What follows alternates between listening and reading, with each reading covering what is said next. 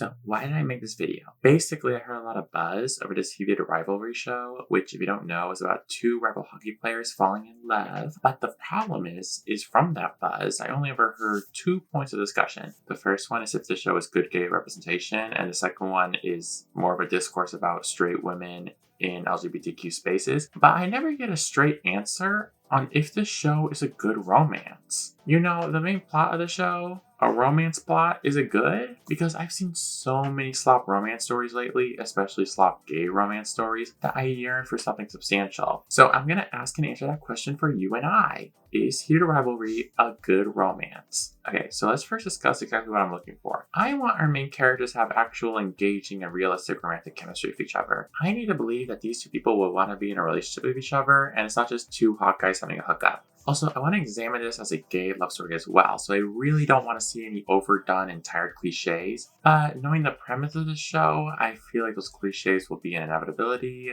but I'll elaborate on those later. So basically what I did is I watched each episode and took extensive notes on them. So don't freak out if I bring up something that gets resolved in a later episode. But yeah, for the most part, this section of the video will be me recapping each episode and giving my thoughts on them. If you just want to hear about the answer of if Heated Rivalry is a good romance, then I will provide timestamps for not only each episode but also the conclusion. But I would recommend not doing that because you would be pretty confused about my answer if you don't hear anything ahead of time. But you know, who am I to judge what you do when watching a YouTube video? Okay, now we can start. We start with Shane meeting Ilya for the first time. They are both hockey players. Shane plays for the Montreal Metros and Ilya plays for the Boston Raiders. Fun fact, I was born in Boston and later in life I lived in an area right near the border to Canada, so I am very well educated on both of these characters' backgrounds. I also know a little French, so if they speak French Canadian, oh right, French Canadian. Yeah, I can help you there. Shane meets Ilya. He catches him smoking like a narc, tells him he shouldn't do that there. Then Ilya says that his team will crush him, and that's how the heated rivalry started, y'all. Also, I don't know anything about hockey besides attending a school where hockey was really big and seeing kids get concussions and walking in crutches, so I know how serious it can get. Oh, also this is a period piece, December 2008.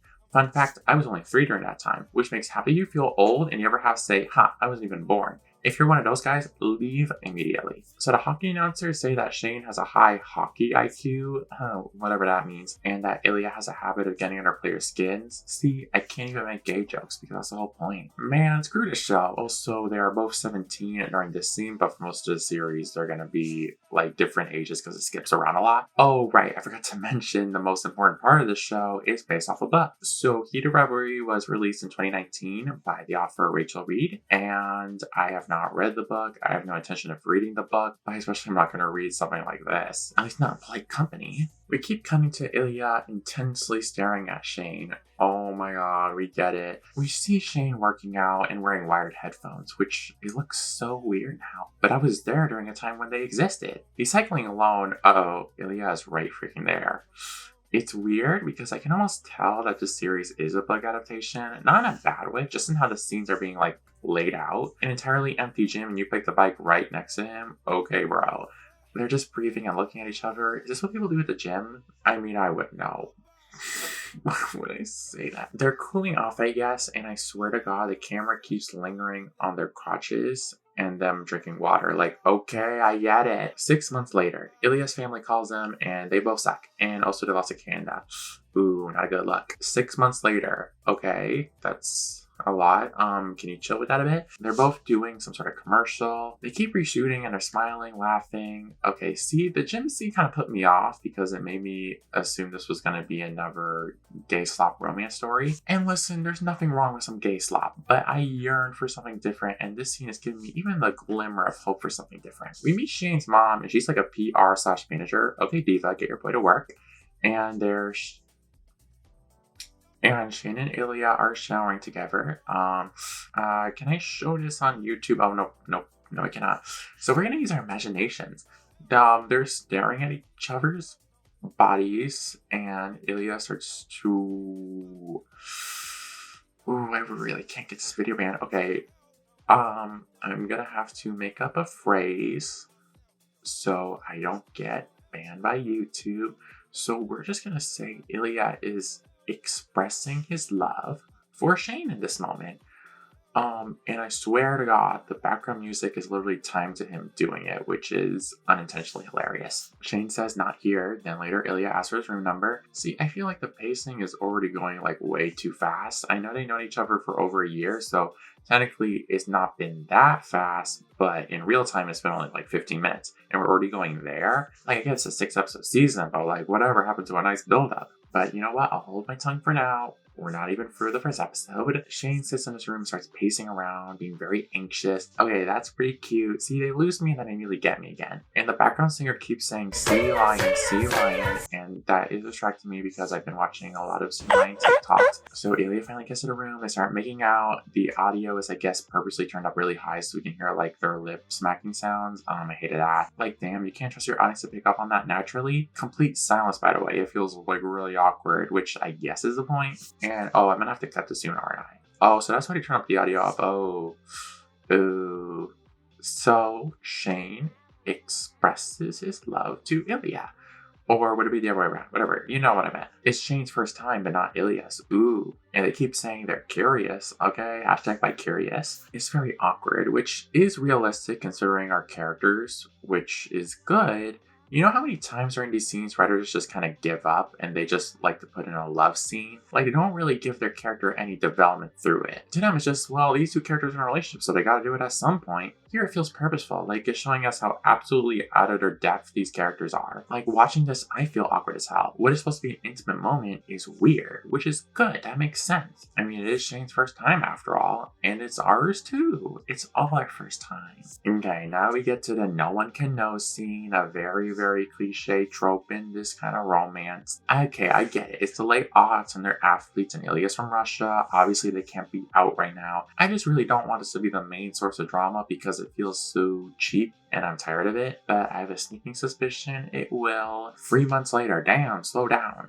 Mommy manager is managing, okay, diva, and you're mentioning YouTube. Hey, that's what you're watching right now, degenerate. Oh. Yeah, the nerve. Fuck him. I'm sorry, but I mean it. Okay, imagining he's better than you? Fuck him.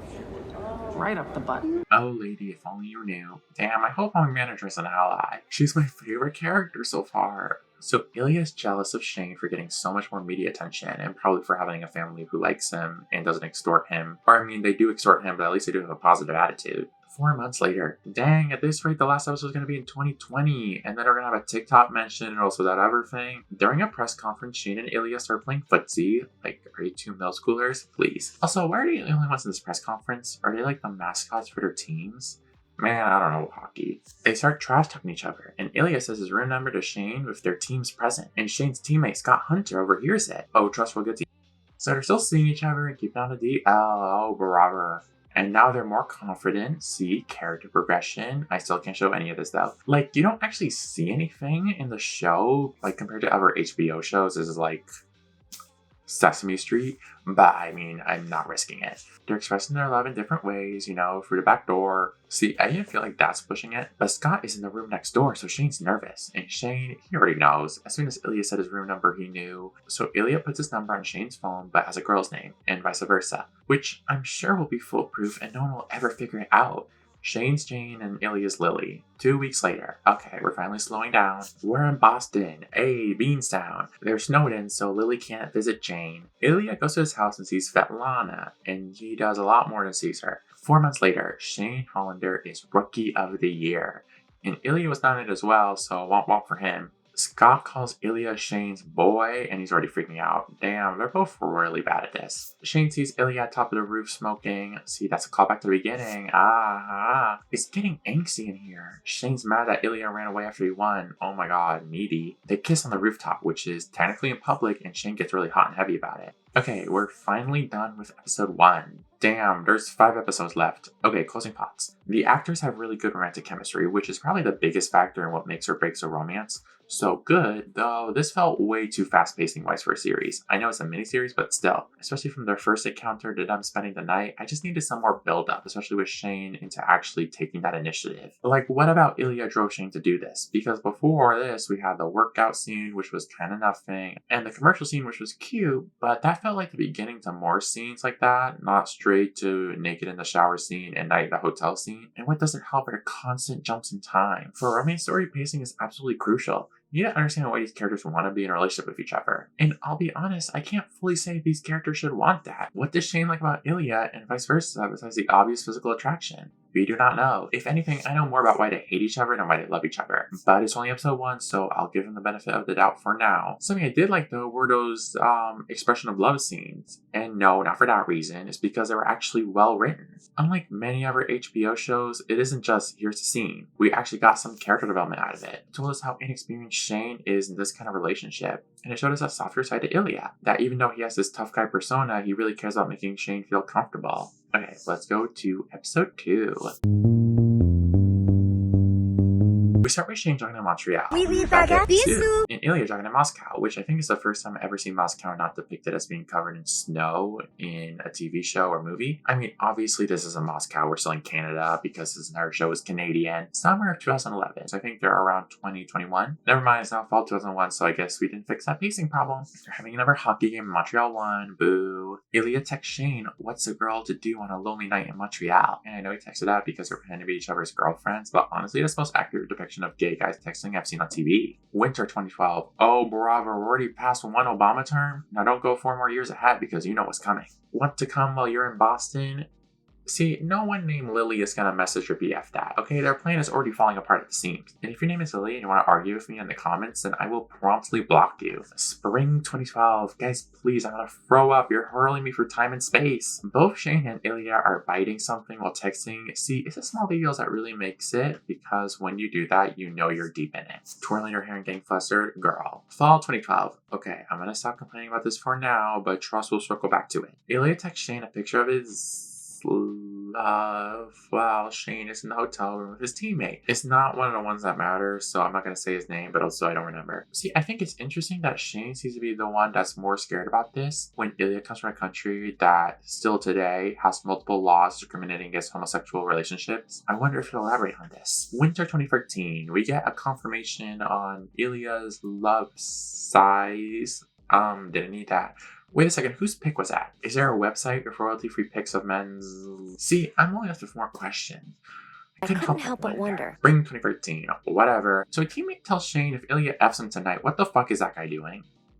Is that something they do in hockey? What am I even watching right now? Shane is apparently the captain now. That doesn't seem right, but again, I don't know sports, like any sports. Oh, and it's fall 2013. They're just texting whenever. And Shane keeps second guessing what he wants to say because the game is happening right freaking now. But he always seems to text back. See, that's when you know you're deep in it. But I don't know, maybe you need to establish some boundaries with Lily because she seems to want it all the damn time. Like, damn girl, honestly work it. They're so obsessed with each other. The game is happening right now and they just keep texting and texting. Ilya's team has figured out that his girl's from Montreal. Listen, I know they're hockey players, but come on. If a girl were on that team, she would have figured out by their third game together. Shane is mad that Ilya was texting lovingly before the game. See, that sounds worse, but I got nothing better. So, see, I forgot that they're both really rich. That kind of makes it hard for me to empathize with them. Shane still on his case while smoking. Girl. Okay, the scene was pretty cute. Again, the actors have really good chemistry, so that really helps elevate every scene they're in. The way this show has barely anything to do with hockey, like they skip all their games to jump to the post-game love session. I mean, I'm not complaining. Again, I do not know sports. I don't know her. Again, can't show any of this, but they're continuing and having a gay old time of it. Yeah, I know, they're really deep in it. Like, they're literally melting on top of each other, and again, I feel like this is kind of too soon. Well, it isn't too soon because we skipped like to 3 to 4 years later, but you get my point. The Olympics? Oh, right, that's the name of the episode. Well, you know what they say happens in the Olympic Village. Winter 2014 is the Sochi Olympics in Russia. Oh, yeah, I wouldn't be doing anything here. Shane is wearing a really cute sweater that I want to buy, but it has a Canadian maple leaf, so maybe it would be kind of ridiculous, right? I don't know, maybe I should just buy it. You should buy it, okay. You know, I actually looked up that jacket after the episode, and it's not available to buy anywhere. Like, oh my god, they're just throwing money away. Apparently, Shane has a figure skating friend, and his hockey teammate assumes he's gay, and reiterates for the audience that Russia is not a safe place for gay people. Shane sees Ilya during the figure skating show. Apparently, Ilya's team hasn't been doing so good, and his dad is pissed. And now Ilya's pissed because the guy who's captain of the team who keeps whooping his his team is trying to sweet talk to him. And, Oh my God. Time and place. And he's also the captain of his team. Also, his dad is suffering from dementia and his mom is dead. Sorry, I don't know how to fit this information seamlessly. You're just gonna have to receive it. So yeah, Ilya's life sucks really bad. Ilya's girlfriend, more like girl space friend, takes him to Sasha, which was the guy Ilya told Shane was his first guy. And he just says him snow, hey, Bradley man. Sasha noticed something's off with Ilya. He isn't doing the charming XCX with him anymore. He refuses Sasha's advancements. Shane really sunk his claws into him. He's got a taste for the maple. Man, I don't know. Spring 2014, Ilya finally got his team together, and now we're really getting a heated rivalry. Shane watches him win a cup, and he's so happy for him. Summer 2012, it's the hockey awards again. They're presenting an award together. Turns out Ilya has been ghosting him, and Shane wants answers. But it doesn't take much for Ilya to fully whip him. Ilya never apologized, so I can only assume we're now approaching the rocky part of their relationship. Ilya won the MVP award against Shane. During this moment, Ilya seems very cold and distant, wanting to observe Shane, showing his love for him. Again, there's not a better term. Things are getting weird.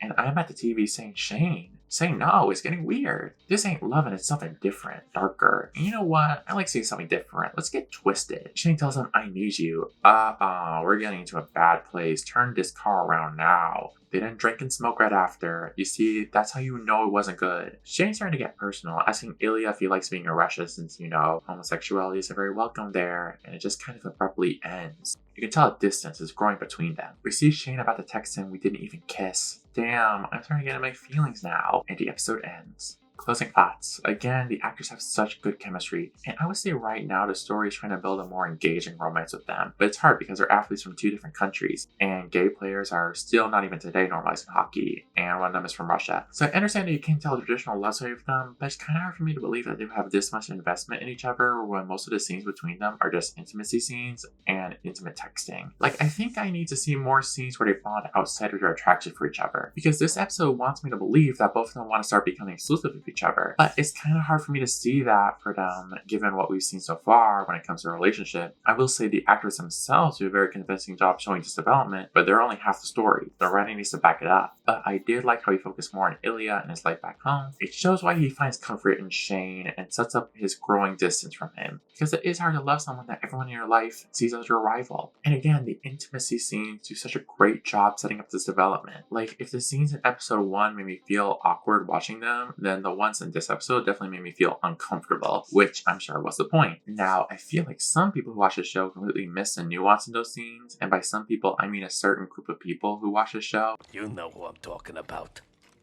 Excuse me? What? So, I need to explain a few things before jumping into this episode. Now, Rachel Reed, who, if you remember, wrote the book Heated Rivalry, actually wrote a series of books set in the same universe that are all coincidentally about gay hockey players. One of these books is Game Changers, which set of two hockey players as a hockey player and I guess a smoothie vendor, I don't know. And like much romantic fiction written back then, it was originally a fanfic. That's right, it's a 50 Shades of Grey scenario. Game Changers was originally Captain America x Bucky Barnes fanfic. Honestly, this entire franchise has Marvel shipping all over it. I should have known. That actually has nothing to do with what I was saying. Anyways, this episode will actually be an adaptation of Game Changers. It will follow Scott, one of Shane's teammates, and Kip, the smoothie maker. So different characters, the same show. Now, why exactly we're taking this detour? Well, I guess we'll just have to watch and find out. February 2014, we're still in the Olympics. Actually, we cut back to a previous scene where Shane was wearing that sweater I really wanted badly. Anyways, it's a scene where Shane's teammate assumes his figure skating friend is gay and mentions how Russia is an unsafe place for them. But the camera now pans to his teammate Scott because the episode is about him. Okay, I'm going to see some problems with this, but we'll wait and see. We go to 4 months ago in NYC. Scott is now playing for a New York team, and he was the captain of Team USA in the Olympics. At least, I think that's the case. The show really glosses over the players' developments in the hockey world. He goes to a smoothie shop where a worker named Kip is sleeping on the job. In this economy, in NYC, fire him immediately. Also, Kip keeps staring at his abs, and to be fair, he is wearing a compression shirt, which I can only assume was a wardrobe decision specifically for that blink and you'll miss it moment, which, well, that's just cinema, ain't it? How may I help you? What's good? Just a bunch of very decent smoothies with deeply stupid names. Actually, I just want a regular coffee. Those white girl pumpkin spice lattes annoy me. I'm in love. Name? Senorita Awesome. So that movie looks disgusting. When I said earlier about them firing Kip, that wasn't a joke. Oh, you weren't kidding. It's really good. Okay, see, that was an example of environmental storytelling. We, the audience, can see that this movie looks horrible, but Scott, having a crush, reassures Kip that the sludge he made was actually edible. Okay, I'm low-key kind of over this scene. This is what I thought the show was going to be before watching, which is a bad thing, by the way. After Scott gives Kip a pity tip and his coworker is girling in the back, they find out that he's actually the hockey player, Scott Hunter. It's very accurate that a gay movie maker in NYC would have absolutely no idea who that is. And now he's having the girls at the gay bar watch hockey? Yikes, I would kick him out, honestly. I think I'm a Kip hater. Well, statistically, I couldn't like all of them. Now he's back at this movie bar, obsessing over the game last night. Oh my god, one hockey player photo with you, and suddenly you can't stop thinking about hockey? See, I'm getting heat over a fictional character. I need to stop. Okay, I did write something in my notes, but I kind of don't want to say it out loud. Anything for content. Okay. I love how his coworker Maria is fushiging out, as the kids say these days. That's just out there forever, me saying that. The things I do for your people. Now Scott is making Kip's disgusting gloop his pre-game ritual. He's deep in it, and it's only been a day. Kip is now meeting with Elena, who again turned on the TV to hockey in the gay bar. Actually, I don't know if this is a gay bar. Is it problematic that I assume it's a gay bar? If enough gays manifest in one bar, then doesn't that bar become a gay bar? I couldn't help but wonder. Scott's back at the smoothie bar ordering that nasty thing. It looks more nasty each time I see it. They need to fire Kip immediately. And Scott can no longer pay him so handsomely because management knows that Kip sucks at making smoothies. So Scott changes the conversation to his obsession with serial killers and talking about different kinds of serial killers. What's happening? Like, what's even happening right now? Anyway, Scott invites Kip to his game. Listen, even if we take the serial killer talk out of it, listen, no matter how attractive they are, no hockey player would convince me to go to their games. Like, I would need a month's commitment at least. You know, put a ring on it, actually. So Kip's at the game with Elena. You eat popcorn at hockey games? Oh no, that seems wrong. Like, it would be too cold for popcorn. I don't know, I think like a nice cup of hot cocoa maybe. Can you tell I'm not really feeling this episode yet? We see Scott losing to Ilya's team. Be careful with trash talking him, Ilya, because he knows your teeth. Then we see Scott losing to Shane's team. Be careful with trash talking him, Shane, because he knows your... Starting to sound like him. I'm sorry, what? You fucking heard me, Honda. What the fuck is that supposed to mean? Ooh, damn. So we see Kip at home with his father, and we learn that Kip works a ton. He has another job in a catering company, he rarely gets any days off, he's also applying for a scholarship. I need you to remember this info for later. Okay, whoa, pause. You're seeing that? In what world does this movie maker in NYC, working multiple shifts and jobs while trying to get a scholarship, have any time to get that kind of body tea? This is not only unrealistic, it's harmful, because now every young gay NYC barista watching the show will think they need to get a body like that in order to get the hockey player boyfriend of their dreams. See, this is how I can tell it was a Stucky fanfic, because Kip was originally Bucky Barnes, who has body tea because he's a literal super soldier. So what's your excuse, Kip? And of course he spills food all over Scott. Okay, the fanfiction roots are starting to show hard, and that's a bad thing. New York used to have professional waiters, now it's all just models who can't carry a tray. That woman is 100% right on the money. Kip better internalize what she said and get his life together. That woman is horrible. No, she's not. She's spitting facts. Okay, we're not even halfway through. I need to take a deep breath.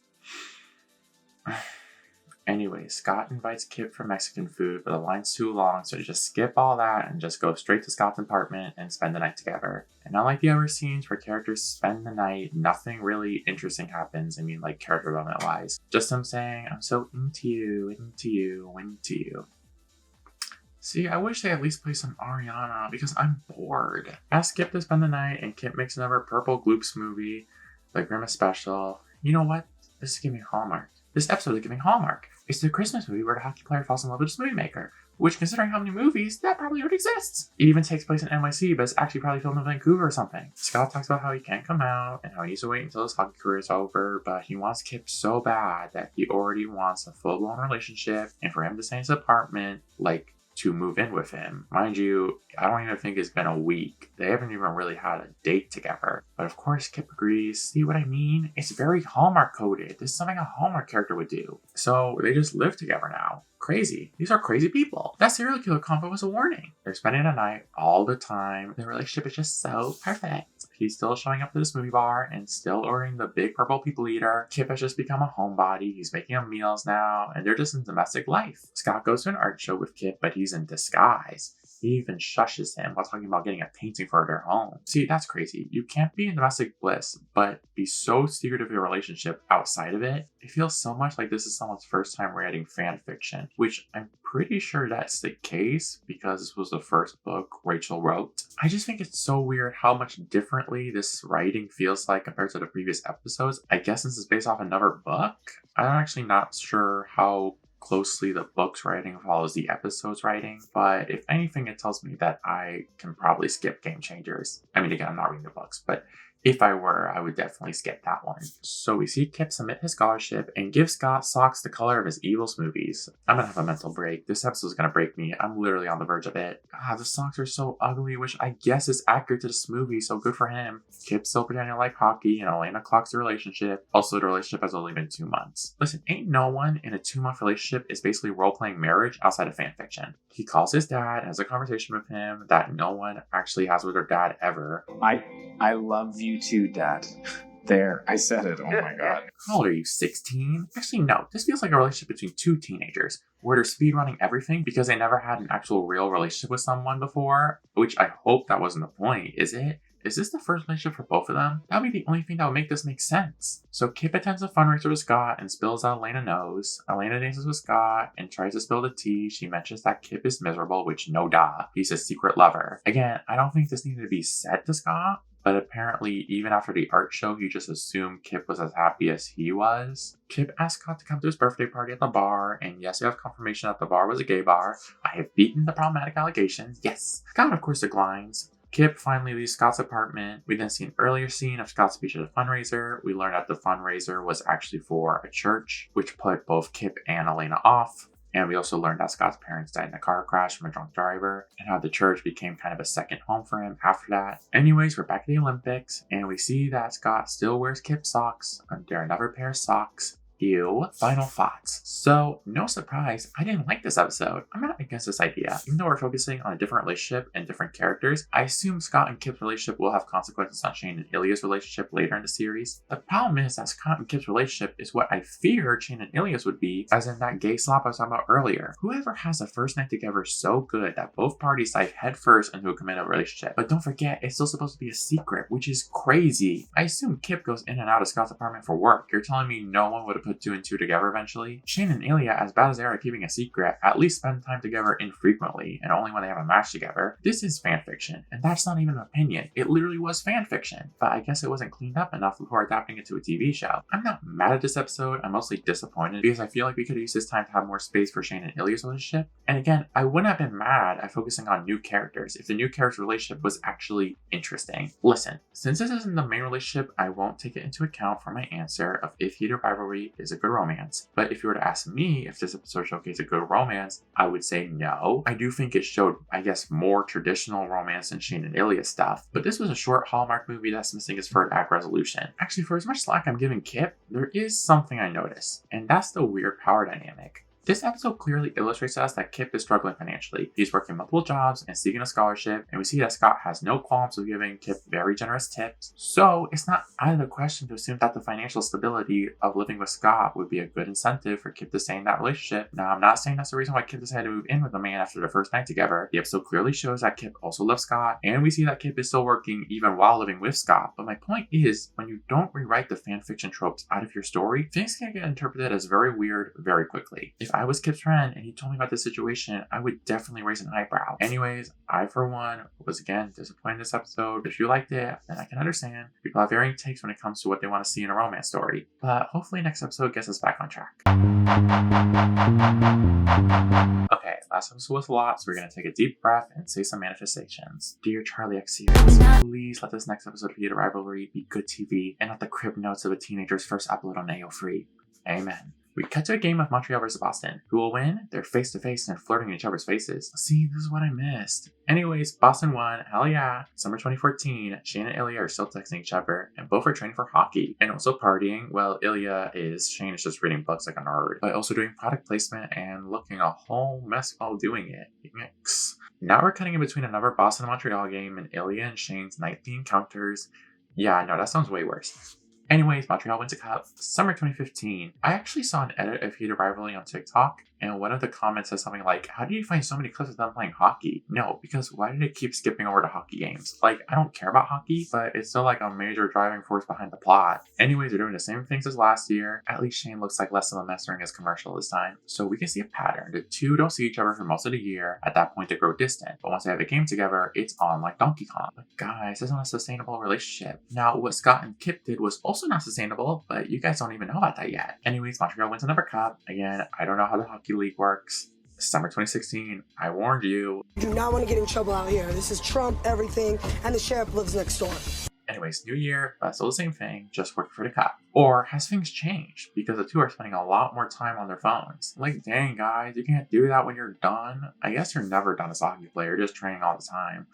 Ugh. Also, Shane looks like half a mess and half not in this commercial. So, see, this is how you do an effective time skip. We went through 3 years, but it told us that we weren't really missing much, because these two were just doing the exact same thing in this tired cycle. October 2016. Fun fact, you can see the Montreal Biosphere in this shot, which I actually went to multiple times. It was the US Pavilion in the 1967 Montreal's World Fair, but now it's an environmental museum. This is a hint to my next video on Wink Wink. Anyways, Shane is talking to his teammate, and his teammate is asking him when he's getting pregnant, but Shane isn't ready to settle down. For obvious reasons, his teammate tries to set up Shane with someone. But see, Shane's already taken. We cut back to Boston, where Ilya is watching Shane's Welcome to My Crib, but for Canadians, I guess, a very normal thing to do. He's with Svetlana. She's starting to catch on to Ilya's tea and brings up Jane. Remember, that's the codename Ilya gave Shane. And Shane's teammate has also cut up to his tea, bringing up Lily. Oh boys, I tried to warn ya. See, I would just change your names every year if you really wanted to be discreet. But again, I've seen much dumber ways to go about it.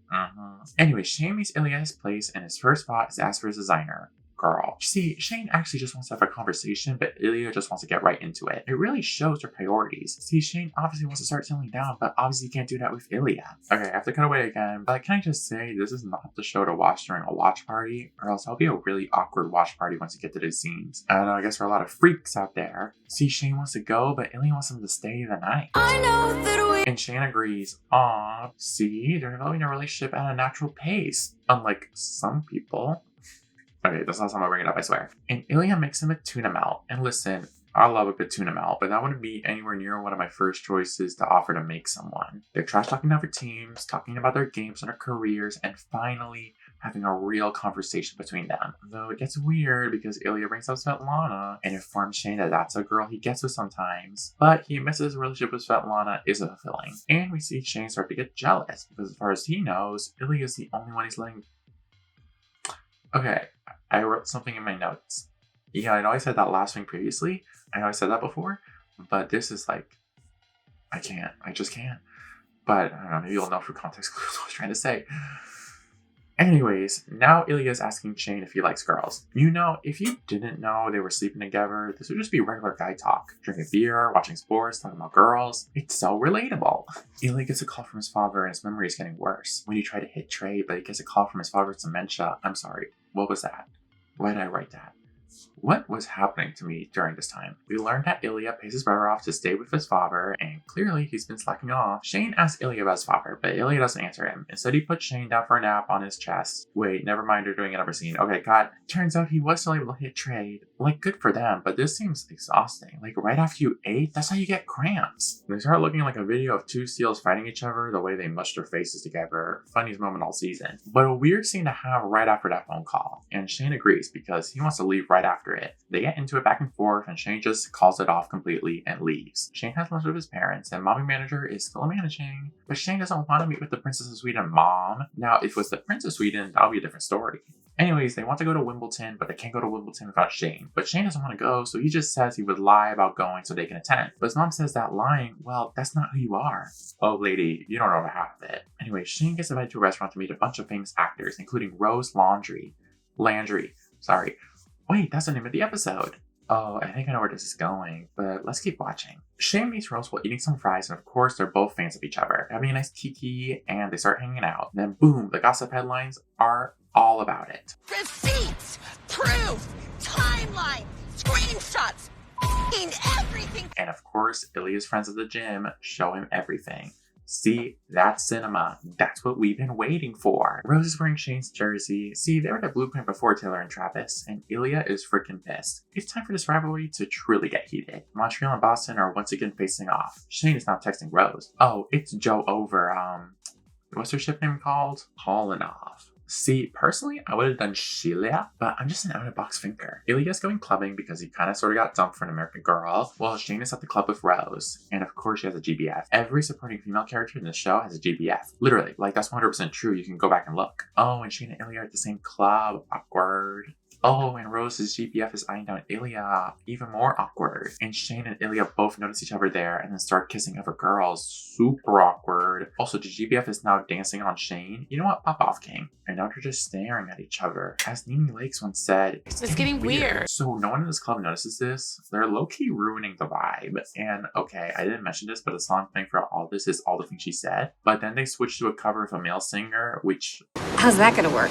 And when the lyrics, "This is not enough," are being said, it's over a scene of Shane and Rose having an intimate moment. Well, Ilya's, intimate momenting himself in the shower. Absolute cinema. Closing thoughts. I was right. That last episode was just bad. Because this felt like the perfect continuation of episode 2. They perfectly examined why Shane and Ilya's relationship as it stands was doomed to fail, and the fallout of it not working out. We see that Shane and Ilya want two different things. Shane wants somebody he can settle down with, and somebody he can build a life together with, and he would love for that someone to be Ilya, but he knows it can't be him. Well, for Ilya, Shane's probably the first romantic partner in his life that he really feels his connection for, but again, due to the situation, it's not something he can really reciprocate. It's really a tragic story because yes, their own faults are pulling them apart, but it's also society as a whole. But the difference between this and last episode is all through execution. Actually, here's a quite simple fix to that episode. They should have just done the time skips. Quickly show us Scott and Kip first meeting, then skip to them already being in an established relationship. But then we flash forward to the point where Kip wants his friends and family to know about his relationship, while Scott struggles with actually coming out. And yes, that is technically how the last episode ended, but it was such a small part of it. See what I mean? They treated Scott and Kip as the main characters for that episode, but they're not. They're supporting characters at best. This is a heated rivalry adaptation, not game changers. You could have even told their relationship through a subplot during the main plot of Shane and Ilya's relationship. If anything, this episode made me more disappointed with last episode because it almost made me forget how good the writing of Shane and Ilya's relationship was. Like, it really shows the logical development to how a relationship like this one would work. As in, it wouldn't work. It would only end in heartbreak unless something changes. And let's see what happens during the penultimate episode of the season. Rose wakes up from a night spent with Shane, and apparently Shane couldn't perform, and I ain't talking about hockey. Even though behind closed doors their relationship is fraught, the girls online are gagging at shows? Rain? Yeah, see, if you can't have a good ship name, then the relationship is doomed to fail. Also, the computer is crashing in the background, so we should go check on that. Ilya is also gagging at Shane and Rose, but a different kind of gag. Ooh. Apparently, Shane and Ilya will be playing together against Scott, gay on gay crime. Shane meets Rose for dinner, and the first thing she says is, "You're so cute. See, if you have a GBF, I feel it'll be very unbelievable for you to not have a good sense about things, if you catch my drift." And she's now bringing up her GBF's crush on Shane. Oh, she's pitching it. Says that there's a lot of actors who are closeted, then asks if there's any gay hockey players, like openly gay hockey players. Ooh, she's got your tea, Shane. She asks Shane if he likes kissing her. He says, sure. Brother. Then she drops a bombshell. Says she has a feeling he would rather be kissing her GBF. Shane's speechless and he is gagged, but he admits it and confirms that she's the first person he's told. The concept of the first person you come out to being your celebrity actor girlfriend in your 20s. Also, apparently Rose knew because she had multiple gay boyfriends. She went to theater school, but pickings were slim. See, this is so much better than the way the story usually goes. Like in a bad show or movie, Rose would have walked in on Shane and Ilya and been like, "You're go gay?"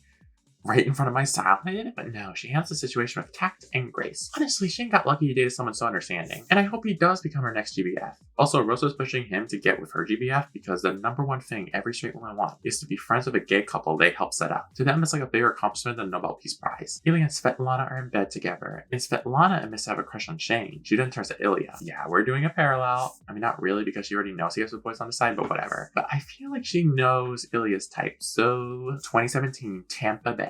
Shane and Ilya are sitting at a bar getting ready to play the game as one team, and they're both alone on this trip. And Ilya calls him pretty again. I guess it's chiller here because people in Tampa don't know who they are. I assume there's not a lot of hockey fans in Florida. They're all too busy watching, I don't know, gator wrestling. And Shane hired a stylist. Fair, because there were certainly some times you looked a whole mess. Ilya brings up Rose, and Shane confirms that they're not a thing anymore. And then we see Ilya doing some sort of swimming competition with some kids at some resort.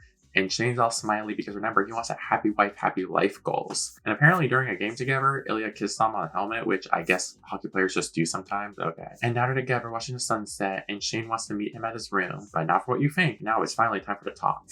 Shane admits to Ilya that he's gay. Which, I mean, well, obviously he knows that. But why did Shane run away last time? Well, it's because that last time it finally felt like something that wasn't just a casual hookup. And he asked Ilya that even if they can't publicly be in a relationship, if he wants to explore something more with him. Ilya denies that Shane actually likes him. We learn that Ilya's brother and father are both police, and he tells Shane that his mother passed and his father has dementia. They're finally getting emotionally vulnerable with each other. Weird that he kissed them right after, but they also hug it out. I mean, again, this is both their first time being in an emotionally vulnerable relationship, so give them some time. 2 weeks later, Boston. They see each other once again. They're starting to get dependent, but Ilya still kiboshes Shane, asking too many questions. We saw in the past few scenes that Ilya ignored his brother's calls, and now we learned that Ilya didn't fly in for his game, and Shane is starting to get worried. Ilya eventually FaceTimes him from Moscow. His father's dead. Oh. It's a good sign that Ilya actually called Shane. His plan's working. Shane finally gets him to open up, but Ilya still isn't ready for that. So Shane needs to strip while being emotionally vulnerable. Some things never change. Ilya's at a memorial dinner and his brother confronts him. Because his dad was paying him off and Ilya when his father was dying, but now that he's gone, who's he gonna mooch off of? Svetlana comes and his brother calls her something nasty. How dare you? In this house, we are Svetlana stans, and our most loyal member is Ilya because he clocks him square in the face. Ilya agrees to give him his apartment in Moscow and his niece a trust in exchange for his brother never contacting him again. We then see Svetlana clocking that Jane is a guy. And probably she knows that it's Shane. Ilya calls Shane and is fully letting all his family drama out in the open, as well as his feelings. We also learned that one of the reasons why Ilya struggles to be emotionally vulnerable with Shane is because Shane doesn't know Russian. I did forget to mention this, but there were some scenes where we could see that Ilya clearly has struggled with learning English, but we progressively see him getting better at it. To compensate for this, Shane tells Ilya to basically vent at him about everything in Russian, even if he doesn't understand it. So Ilya does. He says that he hates Russia, his family just keeps taking advantage of him financially, and he regrets not being there for his father when he was dying. He mentions how the only person he has in his life is Svetlana, and how he loves her, but not in the same way he loves Shane, and that all he wants is Shane. And he admits that he loves him, but in Russian, so Shane can't understand it. After watching this whole thing just go through the motions, it's so good to see this scene. It was so cathartic. I can understand why Ilya smoked all the time. Like, dang, I kind of want a cigarette now. But don't smoke kids. 1 week later, and we finally have a hockey segment where we actually see them playing the games. It's Montreal v Boston once again, and Shane asks Ilya to come by his front door. See, they're getting more open. Shane gets Listen, I told you that hockey is probably one of the most dangerous sports out there. You're wearing shoes with a long blade underneath them. You're encouraged to slam into each other. If you slip in football, you land on grass or astroturf. If you slip in hockey, you land on ice and you get your bones cracked. Ilya comes to visit him at the hospital. He's all hooked up on pain drugs. And Shane reveals that he plans to tell Ilya if he wants to spend the summer with him in his cottage. And Ilya says maybe. May 2017. Shane is better, but he's in a sling. Rose is getting painted blue. Shane's parents still don't know that his relationship with Rose is no longer a thing. She suggests telling them that she's gay, and he got sick of being her beard. Oh, she knows about beards. Either she's actually gay, or she's just that deep in the culture. So Shane is in his parents' house recovering, and he tells his parents that Ilya visited him in the hospital. He's still texting Ilya, and they aren't only talking about being horny for each other, so they're making progress. They both joke about Scott being old. They only know what the psychotic fan base thinks of that. They're both watching Scott on television, and his team actually wins a cup. And we just switch back into Scott and Kip's plot. Scott invites Kip to the rink to celebrate, and he kisses him on live television. See, everything they do is so fanfic. I just hate it. Oh my god. Anyway, Shane and Ilya watch it, which means, yes, their entire subplot was only here to service Shane and Ilya's plot. Almost like we could have just skipped that third episode, honestly. If that's how little it mattered in the grand scheme of things, okay, whatever. Final thoughts.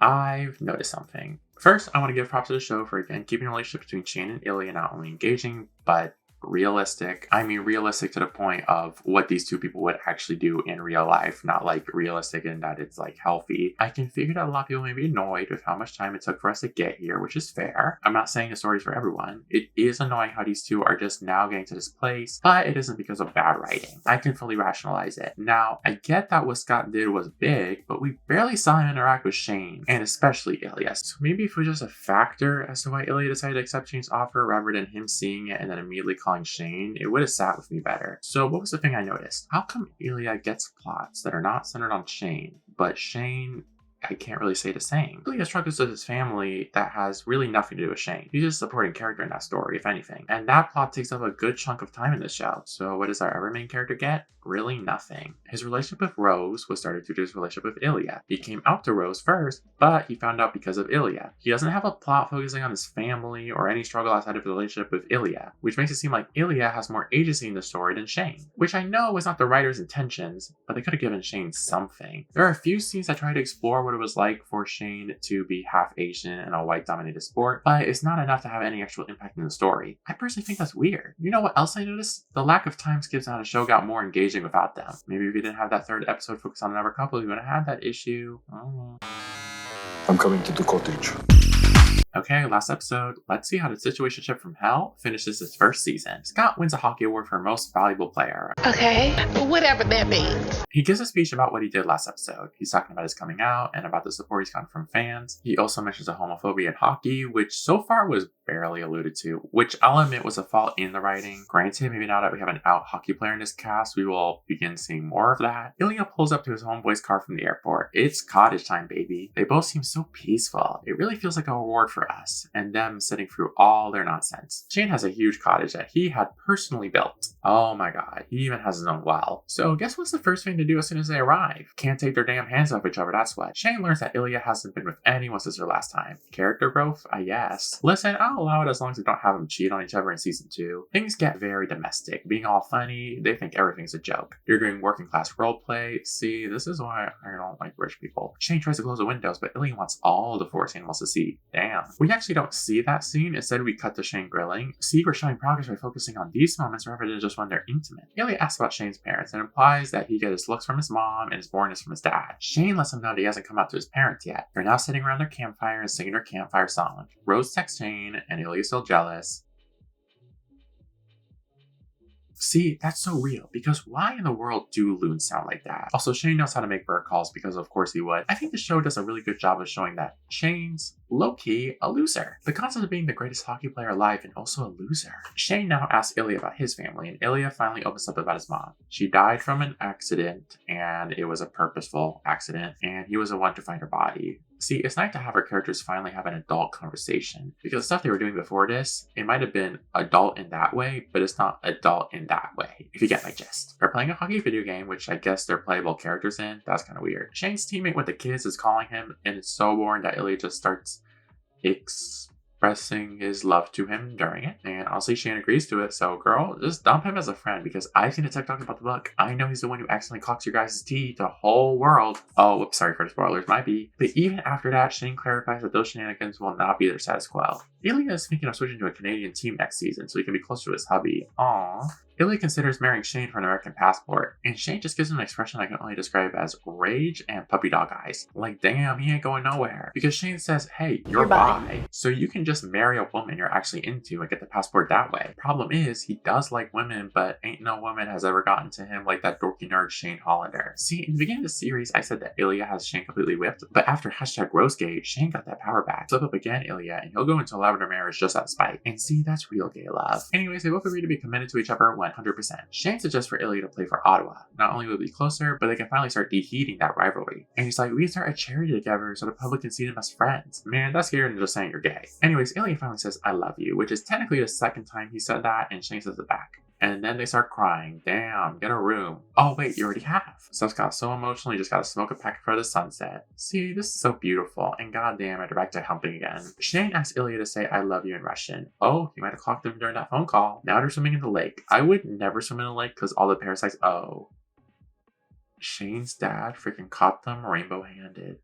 Ooh, now Shane has to come out to them. Guys, look, it's a trope I just gave props to them earlier for not doing with Rose. I hate the Force coming out so bad because it's not coming out. It just completely takes away the character's agency. Listen, you could argue that's kind of what Rose did, but Shane did still have some plausible deniability there. Your dad just saw you kiss a guy. There's no going back from that. Like, would it not have been more meaningful for Shane to come out on his own terms? Well, it would have been harder to write. The Force coming out is so much easier, amplifies drama. Boo, tomato, tomato. It is hilarious though that Shane's dad immediately drove about after that. Shane's obviously upset, and Ilya comforts him. Oh, who's this? A new Ilya. Remember when I said that Shane whipped him? Well, it's time for the dinner where your son comes out of the closet with his boyfriend, who's also his arch rival. See, those parenting books never prepare you for this. I just need to play the full clip. It's so funny. Like, the show is actually really funny. You wouldn't assume that. Yeah, and this is Ilya Rozanov, but you already know that. Alright.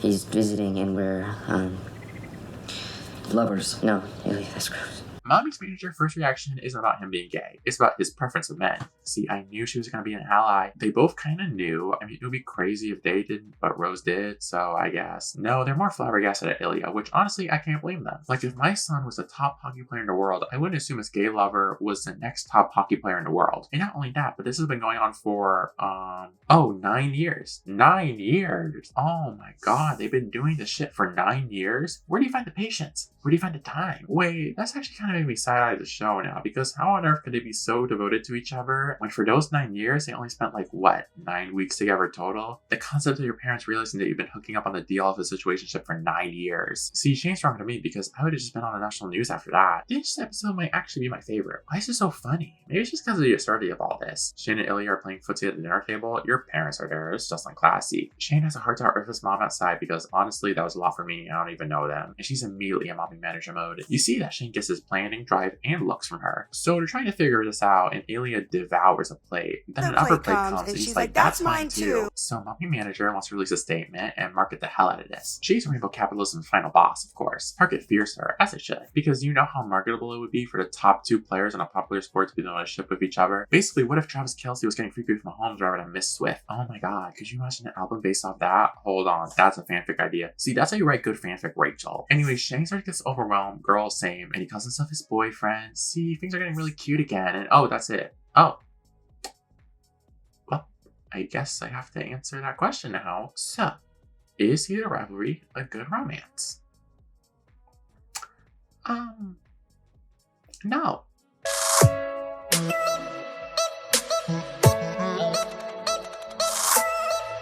So you might be confused because obviously I like the show, right? Yes. But it wasn't a romance story. This was a situationship which dragged on for 9 years, and that's because of our characters' emotional immaturity and the society they're placed in. I didn't like Scott and Kit. I thought it was a tired and unrealistic romance story, but notice how I said it was a romance story because we see them meet, express and admit their love for each other in the same episode, and then the next time we see them, they have come out publicly to the whole world. Shane and Ilya, it took until the end of the penultimate episode for them to express a want to start something greater than just being friends with benefits, and they weren't even really friends. But it makes sense why it took so long because you have 5 layers here. Layer 1. They met in 2008 where same-sex relationships were just starting to get normalized. Layer 2. They're both athletes. Even today, athletes are still expected to stay in the closet during their career, as their fans for a sport like hockey are still predominantly straight men. That's not even mentioning their teammates, which surprised in male-dominated sports, they very often create an unwelcoming environment for their teammates. Layer 3. They're not only athletes, they're the top athletes in their league. So they're basically celebrities, which means they're under constant surveillance and scrutiny. They need to be thinking 5 steps ahead in order to keep their relationship a secret. Layer 4. While Shane's from Canada, which is not an LGBTQ haven by any means, it's certainly safer than a lot of other countries. Ilya is from Russia, where even today there are so many laws that discriminate against same-sex relations. And finally, layer 5, which is the most important layer. Both of these doofuses are not emotionally prepared to even consider a long-term relationship. Shane took an embarrassingly long time to realize that Ilya just wanted something casual and was also still his rival, which meant that this relationship could quickly turn sour if he started to win one too many cups. And once he realized that, he decided to dive headfirst into a relationship with Rose, even though we had confirmation that he had an ex-girlfriend, so one must assume he knew it was swinging for his boys much earlier than that. And the decision to end the relationship wasn't even his own. It was Rose having to call his bluff. And guess what? That was like the first time he came out ever. You think someone that deep in the closet is ready for an actual relationship? Then there's Ilya. Well, he knows he's bi, he still has to keep it a secret because, again, he's Russian and all his family sucks. And besides from, I guess, Svetlana, I don't even think he has any other friends. He pursued Shane on a whim. That guy's hot, let me hit that. For him, Shane wasn't different from any other person he has something casual with, which you have to assume was quite a few people. Eventually, though, Shane did something unthinkable. He asked Ilya about his life, tried getting to know him on a deeper level. And even though Ilya didn't realize it at first, he started to become emotionally invested in Shane. Because once he found out that Shane ditched him for Rose, then it was was war. One might call it the War of the Roses. So, Rose allowed Shane to finally accept that he's A, gay, and B, he really just wants to be with Ilya. And seeing Shane with Rose made Ilya feel the same thing. It took until the penultimate episode for them to finally admit their feelings for each other. And it was the last episode where the show finally became a romance. Because let me tell you something, there's a difference between love and lust. Yes, the two often share space, but there's times when a relationship is purely lustful, like what Ilya had with Svetlana and all those other people, and times when a relationship is just a deep bond, like what Shane had with Rose. But see, because of these two characters and the world around them, the relationship had to stay lustful, even though there was obviously something more there that neither of them could act on. And that's a very interesting story to tell, but it's not really a romance story, because when you really zoom out, this has been going on for 9 years. But it's not like they've seen each other for 9 years, and totally they saw each other for like maybe a month before the cottage. You know, at first I was frustrated by the constant time skips, but around episode 4, it finally clocked in my head that this isn't a romance story. This is a story where the characters are intentionally trying to prevent a romance story, because Shane and Ilya did things to purposely create distance between them. Ilya started ghosting Shane around the Olympics and grew resentful of his success. Shane ditched Ilya for a life with Rose. They both refused to accept the relationship for as it was because the truth is harder, it's scarier, and it's risky. But it was that moment in Tampa when they both decided that not being together only created more pain. And that itself outweighed everything. And listen, even though I like the show, there's still problems with it. Let's not even mention episode 3 because it doesn't really matter. I don't think the show did enough to illustrate why Shane and Ilya were so in love with each other until around episode 5. I think the problem is to illustrate that you would either need to see them interact more outside their nights together, maybe they could have had that in episode 3, or show their romantic relationships with other people. Like, I guess we saw that with Ilya and Svetlana, but barely. And it is kind of weird that Shane never tried anything with any other guy. I understand that being an extremely famous hockey player, that would be hard to trust someone with your secret, but I don't know, you can try something with Rose GBF. The show also does some tropes that I don't really like. I mentioned Shane being forced to come out to his parents. I also know that Ilya technically didn't cheat on anyone, but a bisexual character being with multiple people at once is a common and problematic trope in media. Some people might be upset with me saying this, but they did fail the Bechdel test, which if you don't know is basically a test to see if a show has good female representation, where to pass we need to have 2 named female characters have a conversation with each other that is not about another male character. And if you watch the show,